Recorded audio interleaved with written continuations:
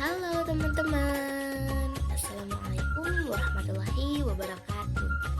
Ketemu lagi nih bersama saya Evi Haplatul Barokah dengan NPM 212151007 dari Pendidikan Matematika Fakultas Keguruan dan Ilmu Pendidikan Universitas Siliwangi. Nah, di video kali ini nih teman-teman, kita akan membahas materi mengenai hakikat berpikir kreatif matematis. Nah, video ini dibuat untuk memenuhi salah satu tugas mata kuliah filsafat dan sejarah matematika yang diampu oleh Pak Dedi Nurjamil. Nah, langsung aja ya, kita ke pembahasan materinya. Nah, apa sih pengertian berpikir kreatif matematis itu? Yang pertama nih teman-teman, ada pendapat dari Coleman dan Hammond pada tahun 2004. Beliau mengatakan bahwa kreatif adalah suatu kegiatan mental untuk meningkatkan kemurnian atau orisinal dan ketajaman pemahaman atau insight dalam mengembangkan sesuatu. Di sini juga ada menurut Barkul gitu pada tahun 2009. Nah, beliau mendefinisikan itu bahwa berpikir kreatif adalah sebuah kemampuan kognitif orisinal dan proses memecahkan masalah yang memungkinkan individu menggunakan kecerdasannya dengan cara yang unik dan diarahkan menuju pada sebuah hasil gitu. Yang ketiga ada menurut Al-Khalili ya pada tahun 2005. Beliau mengatakan seorang pribadi yang kreatif itu mampu untuk memberikan kita suatu pemikiran baru atas permasalahan-permasalahan yang dihadapi gitu. Nah, jadi itu bisa disimpulkannya dari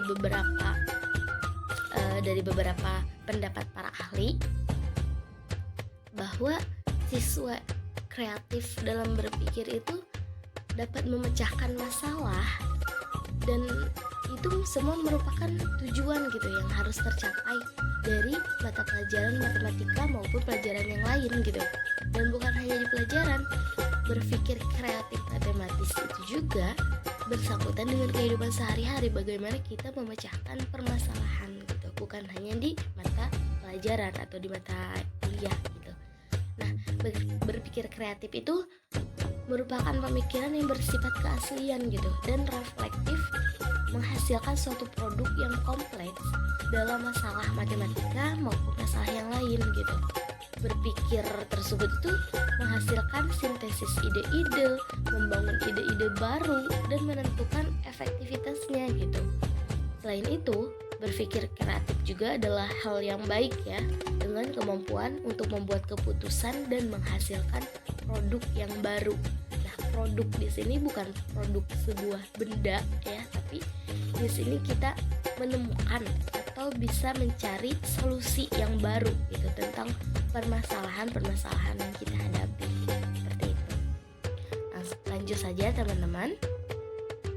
Nah, lalu berpikir matematis itu dapat dikatakan kemampuan berpikir kreatif matematis mengemukakan ide-ide dalam menyelesaikan masalah gitu.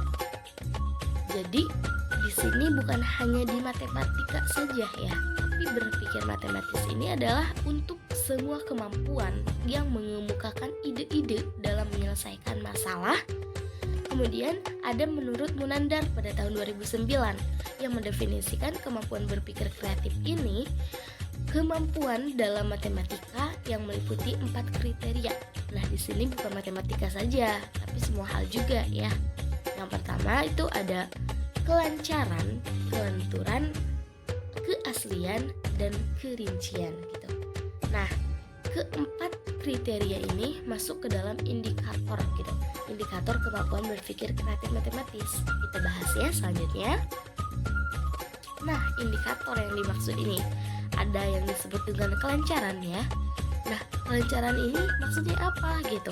Kelancaran diartikan sebagai kemampuan untuk menciptakan segudang ide. Nah, ini merupakan salah satu indikator yang paling kuat dari berpikir kreatif gitu.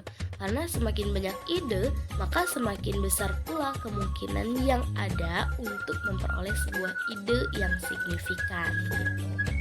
Nah, Nah, kemudian ada indikator yang kedua yaitu fleksibilitas. Ya, di sini atau indikator ini mengembangkan indikator ini menggambarkan kemampuan seorang individu untuk mengubah mentalnya ketika suatu keadaan atau kecenderungan untuk memandang sebuah masalah secara instan dari berbagai perspektif gitu. Jadi maksudnya dari indikator ini, nah kan ada fleksibilitas yaitu karakteristik atau ciri-ciri ya. Nah, ciri-ciri dalam berpikir ilmiah ini, berpikir kreatif ini, itu menggambarkan kemampuan seseorang untuk mengubah mentalnya ketika suatu keadaan. Jadi orang yang mempunyai pikiran kreatif itu dapat memperlihatkan gitu mentalnya ketika suatu keadaan atau kecenderungan untuk memandang sebuah masalah secara instan dari berbagai perspektif gitu. Jadi dia menganggapnya semua masalah itu instan gitu, karena dia memiliki segudang ide yang tadi gitu. Nah, yang ketiga ada elaborasi, teman-teman. Elaborasi itu diartikan sebagai kemampuan untuk menguraikan sebuah objek tertentu. Elaborasi adalah jembatan yang harus dilewati oleh seseorang untuk mengomunikasikan ide kreatifnya kepada masyarakat. Nah, jadi untuk elaborasi ini tuh bersangkutan dengan poin ke-1 dan kedua gitu. Percuma kan kita mempunyai segudang ide, kemudian kita memiliki karakteristik atau ciri-ciri dari pemilik dari berpikir kreatif, tapi kita tidak mampu gitu dalam menguraikannya, kita tidak mampu dalam mengemukakan ide-ide kita tidak mampu untuk mengimplementasikan hal yang kita miliki gitu. Nah, maka adalah poin elaborasi gitu. Jadi pasti yang memiliki pemikiran kreatif matematis itu pasti ada dalam jiwanya itu ada kemampuan elaborasi gitu, yaitu kemampuan untuk menguraikan sebuah objek tertentu seperti itu. Yang selanjutnya ada orisinalitas. Nah, indikator ini mengacu pada keunikan dari respon apapun yang diberikan. Orisinalitas ini ditunjukkan oleh sebuah respon yang tidak biasa, unik, dan jarang terjadi gitu. Ini bersangkutan dengan poin yang kedua ya. Karena seseorang yang memiliki pemikiran kreatif matematis ini pasti selalu memiliki keunikan dalam respon gitu. Dari respon pertanyaan maupun respon respon dalam sesuatu itu dia mengemukakannya atau mengutarakannya itu secara tidak biasa alias unik gitu, dan jarang banget dilihat atau dimiliki oleh orang lain. Nah, ini semua yang keempat ini disebut dengan indikator kemampuan berpikir kreatif. Yang selanjutnya ada ciri-ciri kemampuan berpikir kreatif matematis. Nah, yang pertama di sini ada 13 ya. Yang pertama itu ada hasrat keingintahuan yang cukup besar. Pasti yang memiliki pemikiran kreatif ini memiliki hasrat keinginan yang cukup besar. Yang kedua, bersikap terbuka terhadap pengalaman baru. Jelas, mereka yang kreatif itu selalu ingin memiliki pengalaman baru. Kemudian yang ketiga, ada panjang atau banyak akal. Jelas ya, tadi bersangkutan dengan indikatornya pasti banyak akal banget gitu. Yang keempat, keingintahuan untuk menemukan dan meneliti. Jelas banget, ini seseorang yang yang memiliki kemampuan kreatif itu pasti selalu meneliti gitu. Dia cenderung ingin bukti gitu, bukti yang benar-benar signifikan dalam sesuatu gitu, dalam memecahkan pertanyaan, misalnya di soal matematika. Nah, yang memiliki pemikiran kreatif itu sebelum dia mendapatkan jawaban dari pertanyaan matematika itu, dia selalu terus ingin menemukan dan terus meneliti sampai dia memiliki atau sampai dia menemukan jawabannya itu gitu. Yang kelima, cenderung mencari jawaban yang luas dan memuaskan. Nah, ini hampir sama ya yang dijelaskan tadi. Yang keenam, memiliki dedikasi bergairah serta aktif dalam melaksanakan tugas. Yang keempat, berpikir fleksibel. Yang kedelapan, menanggapi pertanyaan yang diajukan serta cenderung memberi jawaban yang lebih banyak. Nah ini hampir sudah dijelaskan ya tadi gitu.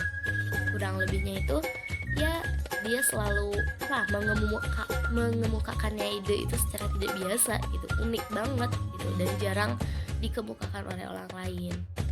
Kemudian kemampuan membuat analisis dan sintesis. Ini bersangkutan dengan yang poin 4. Kemudian memiliki semangat bertanya serta meneliti. Saling berkaitan ya. Satu ciri dengan yang lainnya itu saling berkaitan banget. Yang ke-12, memiliki daya abstraksi yang cukup baik. Dan yang ketiga, memiliki latar belakang membaca yang cukup luas. Jadi orang yang berpikir kreatif matematis ini selalu hobi membaca gitu. Dia selalu memiliki dasar dari pengetahuan, dasar dari ide-ide yang dia miliki itu adalah karena dia membacanya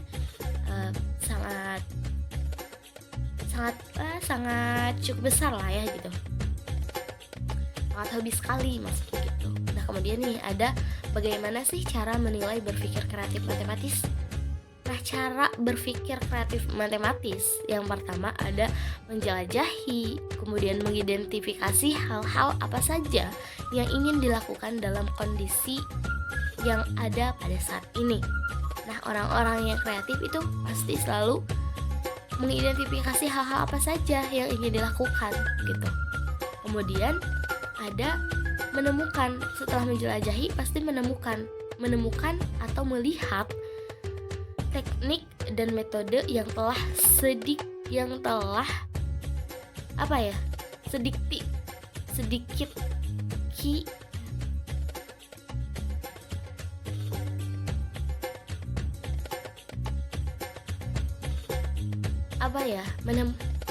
poin yang kedua itu pasti menemukan ya.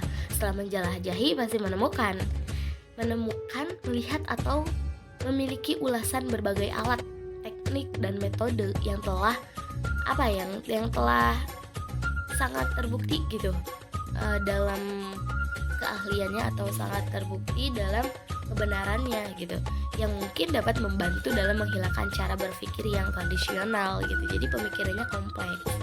Kemudian bisa dilihat dengan dia mengidentifikasi dan memilih ide-ide yang pagar mungkin untuk dilaksanakan. Maksud pagar di sini tuh terbatas.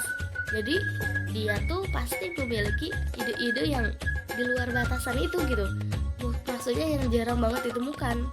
Kemudian kita bisa menilai seorang memiliki pemikiran kreatif itu dengan laksanaannya gitu. Bagaimana membuat suatu ide dapat diimplementasikan gitu. Bukan hanya mengemukakannya, tapi kita bisa menilai dia memiliki pemikiran kreatif itu dengan implementasinya. Bagaimana dia mengimplementasikannya, kan kita bisa berasumsi siapapun yang melakukan sesuatu yang unik itu kita pasti berpikir dia tuh pintar karena memiliki pemikiran yang sistematis gitu.